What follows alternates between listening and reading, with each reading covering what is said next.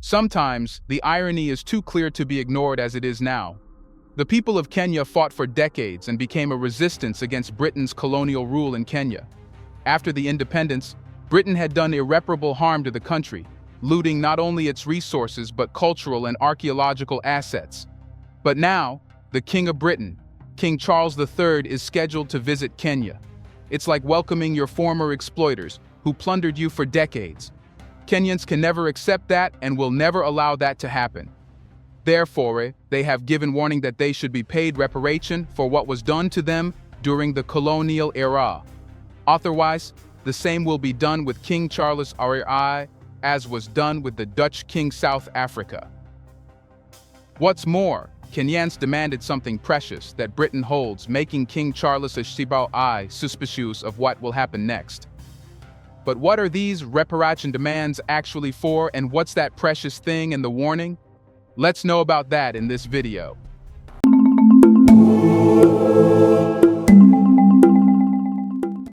During a 5-day visit to Kenya, King Charles III of Britain brought to the surface painful memories of the atrocities committed during the 6 decades of British colonization in East Africa. It was an act to show that now, Britain isn't the same country it used to be. However, only a gesture can never erase the decades of plunder, exploitation, and atrocities. Recently, the Kenya Human Rights Commission released a report documenting that the colonial administration had orchestrated extrajudicial torture and killings of approximately 90,000 Kenyans during that period. King Charles arrived in Nairobi on Tuesday for his first state visit to Africa since taking the throne following Queen Elizabeth II's passing last year. Many Kenyans had hoped for a formal apology from the monarch for the acknowledged acts of violence. However, King Charles refrained from issuing such an apology. During a state banquet hosted by Kenyan President William Ruto on Tuesday, King Charles acknowledged that there were abhorrent and unjustifiable acts of violence committed against Kenyans. At this, the Kenyan president has been criticized for welcoming a monarch of the kingdom that wreaked havoc on Kenya in the past. With Queen Camilla, the royal couple visited Kenya, a member of the 56-nation Commonwealth, where they were warmly welcomed by President Ruto at the State House.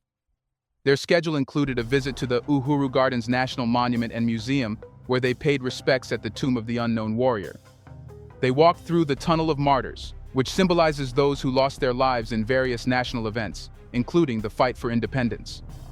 On the following day, King Charles and Queen Camilla met with Kenyan war veterans who had served in the King's African Rifles as part of the British forces during World War II at the Kariokor World War II Commonwealth Cemetery.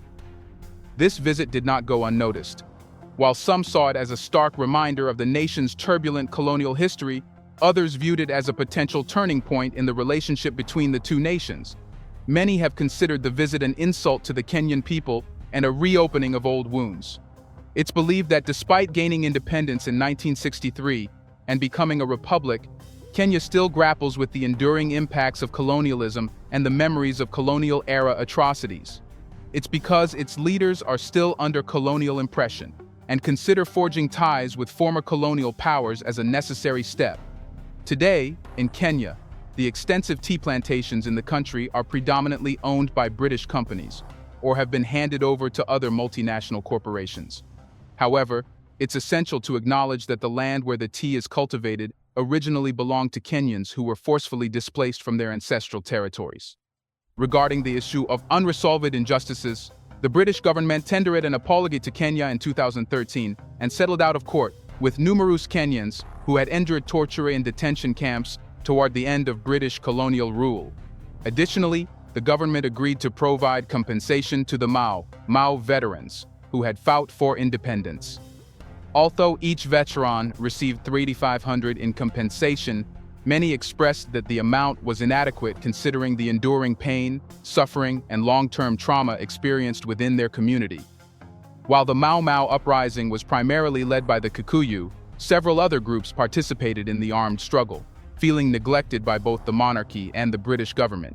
In this context, the Kenya Human Rights Commission sent a 10-page document to the UK High Commission in Nairobi on Monday, urging King Charles to issue an apology. Davis Malombe, the executive director of the rights group, also stressed the need for comprehensive reparations for all the injustices suffered by various groups during the colonial era and subsequent years. Malombe advocated for a reparative development program initiated by the British government, focusing on providing substantial material support to communities and regions, still grappling with the lasting effects of colonial policies and current investments by British corporations and citizens. For many, King Charles's official visit to Kenya is being seen as a tactic to reshape Britain's global reputation. But this will never be effective, as history can never forget how this notorious empire created chaos throughout the world. However, Britain is trying its best, taking help from the Kenyan president to portray how nice Britain is. That's why people witnessed a publicity stunt during the visit as well. At the Commonwealth War Graves Commission's Kariokor Cemetery in Nairobi, an elderly war veteran patiently awaited his turn in a wheelchair to meet the British monarch. This tranquil spot in a bustling neighborhood provided a poignant background. Corporal Samuel Netigai Mamburia, a World War II veteran who had served the British in various campaigns, had received several medals for his service, but disposed of them in the 1950s. Back then, supporting the British colonial power made individuals targets for the Mau Mau resistance, who were striving to reclaim their country. Kenya eventually gained independence in December 1963, but the period leading up to it was marred by violence and numerous casualties. On the occasion of Kenya's 60th independence anniversary, King Charles, accompanied by Queen Camilla, paid homage to Kenya's fallen at the cemetery and met with veterans, including Mburia. Charles was briefed on Mburia's distinguished service and age. Born in 1906, he was 117 years old, possibly one of the oldest individuals globally. Charles presented Mburia with a set of new medals to replace the discarded ones. The king's light-hearted comment about Mburia's age hinted at an extraordinary diet, infusing the interaction with a touch of humor. Yet this show cannot erase the history, which is full of blood. To understand why there are calls for reparations and apologies, you have to know what Britain did in Kenya. The establishment of the colony and protectorate of Kenya took place on July 23, 1920, when the UK incorporated the former East Africa Protectorate's territories, excluding areas under the sovereignty of the Sultan of Zanzibar. Later, on November 29, 1920, the Kenya Protectorate was occupied, including the remaining territories of the former East Africa Protectorate that were not annexed by the UK, thus becoming a British protectorate. The governance of the Protectorate of Kenya was merged with the Colony of Kenya through an agreement reached between the United Kingdom and the Sultan in December 1895. In the 1920s, tensions rose as indigenous Kenyans objected to the allocation of the White Highlands for Europeans, particularly British war veterans, leading to increasing animosity between the natives and the European settlers. In 1925, African-American historian and Pan-Africanist W.E.B. Du Bois commented on the situation, highlighting the unfair appropriation of land and exploitation of labor, resulting in a significant racial conflict. Later, the Mau Mau Rebellion, a movement against British colonial rule in Kenya, lasted from 1952 to 1960, characterized by war crimes and atrocities committed by both sides. However, the Mau Mau were fighting for their homeland, while Britain was fighting to occupy someone else's land and country. This Mau Mau revolt symbolized a fierce struggle in the British Kenya colony from 1920 to 1963. This revolt primarily consisted of Kikuyu, Meru, and Embu fighters, supplemented by units of Kamba and Maasai who resisted the European colonists in Kenya, the British Army, and the local Kenya Regiment, which included British colonists, local auxiliary militia, and pro-British Kikuyu. In December 1952, during Kenya's colonial era under British control, a devastating event unfolded, leaving a lasting mark on the lives of numerous Kenyans who were detained, beaten, and subjected to torture as they fought for independence. Among them were Naomi and Zula Kimweli, her husband Kimweli Mbithuka Kalatia, and their 3 children, who were on a bus journey back to their hometown to celebrate Christmas in what is now central Kenya. At the time, life seemed promising. Kimweli held a position at the Department of Public Works, and Naomi was 5 months pregnant with their 4th child. Their trip turned into a nightmare when soldiers, under the orders of a British officer known to them as Luvai in their Kamba language, meaning a ruthless person, stopped the bus and forcibly removed all passengers. Men, women, and children were separated and taken to a detention camp. Now 87, Naomi wears a floral dress and a vibrant headscarf, yet her eyes reflect profound sorrow, and her expression conveys anger as she recounts her harrowing experience. She vividly recalls the distressing moment when she was blindfolded, listening to her children crying out for their mother, only to never see them again. Her memories include a harrowing incident where she was assaulted, leading to her loss of consciousness. Upon regaining consciousness at Nairobi's King George Hospital, now known as Kenyatta National Hospital, Naomi discovered that the attack had caused her to miscarry. Meanwhile, her husband, now 91, endured his own ordeal. He recounted their interrogation at the detention camp, where they were coerced into confessing to oaths related to the Mau Mau. He described the physical abuse he endured, leaving visible scars and the horrifying experience of being castrated. In 1952, rebels launched attacks on farms and targeted Africans believed to be supportive of the colonial regime. In response to the escalating conflict, the British authorities declared a state of emergency in Kenya. During this period, around 180 individuals, including Jomo Kenyatta, the leader of the Kenyan African Union, a predominantly Kikuyu political organization, were arrested by the colonial administration. However, the actual leaders of the guerrillas, such as Dedan Kimathi, had already evaded capture and continued their fight from the forests. While the Mau Mau primarily targeted other Africans, the colonial authorities presented the conflict as an inter-Kenyan issue requiring pacification. Gitu Wakahengeri, the Secretary-General of the Mau Mau War Veterans Association, however, emphasized that the Mau Mau was a mass movement organized to liberate Kenya from colonial rule, and their struggle persisted until the British acknowledged Kenya as belonging to the Kenyan Africans. Here's a reminder to please like and share the video and subscribe to our channel to watch more videos on Black culture, history, civilization, and identity. Let's continue now. In 2003, Kenya underwent a crucial transformation. During that year, the government under the newly elected Kenyan president Mwai Kibaki nullified the law that had previously prohibited the Mau Mau. This landmark decision brought the Mau Mau veterans together to share their narratives, ultimately leading to the formation of the Mau Mau War Veterans Association. Collaborating with the Kenya Human Rights Commission, these veterans began exploring the potential for pursuing a legal case against the United Kingdom. The KHRC had documented 40 cases of sexual abuse, castration, and unlawful detention. Based on this evidence, the Commission identified and presented 5 Mau Mau veterans as claimants in mid-2009. As part of the groundwork for the legal proceedings, Professor Anderson made a shocking revelation in 2010. He uncovered the covert removal of numerous official documents from Kenya by the British government, which were still being kept under wraps in secure facilities. Consequently, over 1,500 files documenting Britain's history in Kenya were brought to the forefront, with many detailing systematic abuses perpetrated by the colonial regime during the uprising. Furthermore, more than 7,000 confidential files were discovered in 36 other former British colonies. The British government argued that any legal responsibility in the Mau Mau case had transitioned to the Kenyan government upon attaining independence, and that a fair trial was no longer viable after such a prolonged period. Both of these contentions were dismissed by the court, first in April 2011 and then in June 2012.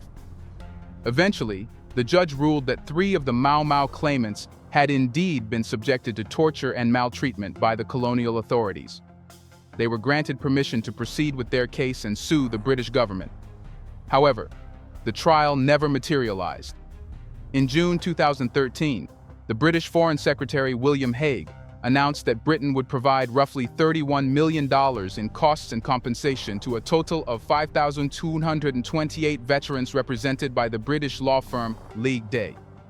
Gitu, the Secretary General of the Veterans Association, reflected on the reinterpretation of history, highlighting how the British had previously manipulated their history to fit their narrative. He voiced optimism that the Kenyan government, now acknowledging the efforts of those who had fought for Kenya's liberation, would back their cause, potentially prompting a reassessment of their history before it became too late. Kimweli Mbithuka. Kilachia recounted his distressing experience, stating that he was forced to lie on his back and his groins, the upper part of the thighs that join with the lower abdomen, were taken. He said that British soldiers used pliers and his testicles were also cut. Naomi Nziola Kimweli shared her traumatic memory, saying that a British soldier inserted a bottle into her vagina, leaving her unconscious. Going back to the time of the Mau Mau Rebellion, it encountered difficulties in gaining broad public support, a situation some attribute to a British strategy of divide and rule. Despite attempts to unite the factions, the Mau Mau movement remained divided internally. Yet, the armed rebellion of the Mau Mau represented the peak of resistance against colonial rule. While earlier instances of violent resistance to colonialism had occurred, the Mau Mau revolt stood out as the lengthiest and most violent anti-colonial conflict in the British Kenyan colony. Land held a central position in British interests in Kenya, as the region boasted some of the most fertile agricultural soils globally, particularly in areas suitable for permanent European settlement. Although Kenya was officially declared a colony in 1920, the British presence in the region had earlier been marked by dispossession and violence. Even before 1895, British involvement in Kenya was characterized by land seizure and violence. Sir Charles Dilke, a British MP, pointed out in the House of Commons in 1894 that Mr. Hiram Maxim, the inventor of the Maxim gun, the first automatic machine gun, had been the primary beneficiary of British activities in Africa. During the period when British settlers were forcibly establishing themselves in Kenya, conflicts and atrocities against the native population were commonplace. The issue of land was central to British interests in Kenya. The first settlers arrived in 1902 as part of Governor Charles Eliot's plan to establish a settler economy that could finance the Uganda Railway. The success of this settler economy relied on access to land, labor, and capital. Over the following 3 decades, the colonial government and settlers consolidated their control over Kenyan land, compelling native Kenyans to engage in wage labor. To maintain a steady supply of cheap labor, the colonial government implemented various measures, including the hut and poll taxes, the establishment of reserves for different ethnic groups, the discouragement of cash crop farming, the Masters and Servants Ordinance, and the implementation of an identification pass known as the Kipande. It is said that the conflict between British authority and the Mau Mau rebellion was marred by war crimes on both sides, with atrocities such as massacres, bombings of civilian targets, mutilation, torture, and murder of detainees and prisoners of war. However, both of these parties were fighting for different purposes. One was trying to occupy land, exploit resources, plunder the nation and wipe out Kenyan culture, while the other was a legitimate resistance. The British authorities suspended civil liberties in Kenya, leading to mass detentions and internment of Kikuyu people, including concentration camps and enclosed villages. Collective punishment was inflicted on many Kikuyu, and numerous were subjected to physical and sexual abuse to extract information or force them to renounce their allegiance to the insurgency. In some cases, prisoners endured castration, denial of medical aid, and other forms of mistreatment. With continuous resistance, Britain was left with no option but to leave. Therefore, the termination of the colony and the protectorate occurred on December 12, 1963. The United Kingdom transferred sovereignty over the colony of Kenya, while simultaneously the Sultan relinquished sovereignty over the protectorate of Kenya based on an agreement dated October 8, 1963. Kenya became an independent country under the Kenya Independence Act of 1963, with Queen Elizabeth II serving as the head of state. Mzee Jomo Kenyatta became the first prime minister. Exactly 1 year later, on December 12, 1964, Kenya was declared a republic, known as the Republic of Kenya. Now, after decades of getting rid of the colonial past, the former colonial monarchs are coming back to the country. Yes, they are reopening the old wounds, nearly humiliating people. It's a blatant announcement that the exploiters can come and are welcomed openly. That's why King Charles III's visit to Kenya is facing bitter criticism. Even though Kenyans have demanded reparation for what was done to the people of Kenya and an official apology by King Charles III, there is something else too. Kenyans are also demanding artifacts and precious archaeological wealth from the infamous British Museum. The British Museum has literally thousands of precious artifacts that were stolen from throughout Africa. The worth of these artifacts cannot be measured as they are priceless. The list is very long. It includes the Benin bronzes, which are brass sculptures, along with plaques, figures, and other decorative items that were forcibly taken during the punitive Benin expedition of 1897 from the Kingdom of Benin. What's more, Ethiopian treasures that include a variety of artifacts, manuscripts, and religious objects were removed from Ethiopia during the British expedition to Abyssinia in 1868. These include precious religious manuscripts, ancient texts, and religious artifacts of immense historical and cultural importance. Even Britain stole Egyptian ancient artifacts and treasures, including statues, hieroglyphs, and other archaeological discoveries during the colonial period. What Britain stole from Kenya is also precious, having sentimental and cultural value. Out of many, the Pokomo people, residing along Kenya's Tana River, have experienced this firsthand.